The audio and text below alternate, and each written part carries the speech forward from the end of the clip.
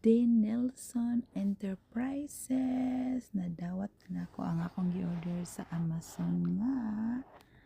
Duha man akong gi-order. O kabalog asa ato ang naabot. Pero mao ni naabot karon atong ablihan. De Nelson Enterprise. Mao siguro nanggikan sa Amazon or sa TikTok.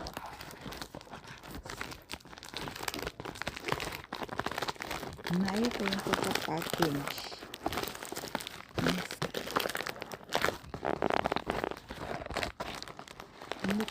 Nandito kayo package si De Nelson Enterprises. Secure ka nandito kayo packaging nila. Nice kayo. Diba? De Nelson Enterprises. Maka na po gunting na po gunting dari. So, nagtiis ganda. Ang gara na open.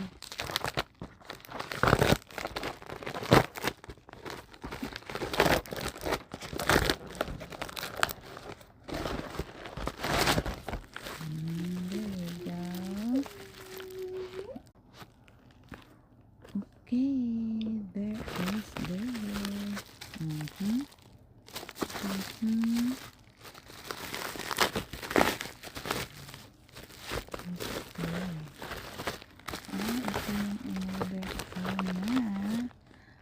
Ang premium. So, ang rejuve hindi pa dumating. So, ito ang premium. Nauna ang maintenance. Maintenance to siya skincare serum repair. So, this is the maintenance. The other one, ang rejuve hindi pa dumating. So, bukas yun. Kasi nauna to ng 1 day. So, bukas dumating yung rejuve. So, yung maintenance andito na sa Amazon na De Nelson Enterprises. Doon ko siya nabili. Kasi hindi ito available sa TikTok.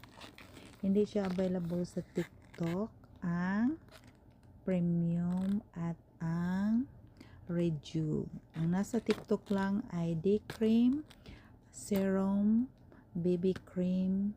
Yun sila ang nandun sa TikTok. So, nakabili na rin ako doon sa TikTok. Naka-order na ako.